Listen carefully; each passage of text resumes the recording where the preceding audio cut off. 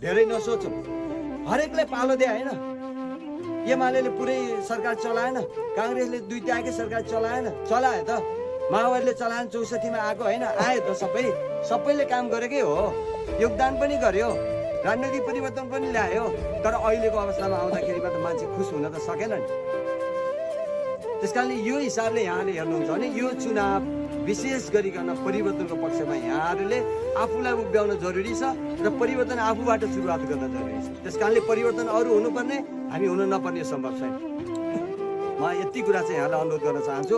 म फेरि भन्छु, बुद्धिमानजी, तपाईँले उठाउनु भएको कुरामा अहिलेको हाम्रो मुद्दा भनेको समग्र रूपमा अहिले सानोतिनो काम गर्ने नगर्ने भनेर पखेडा थाप्ने बेलाको चुनावै होइन।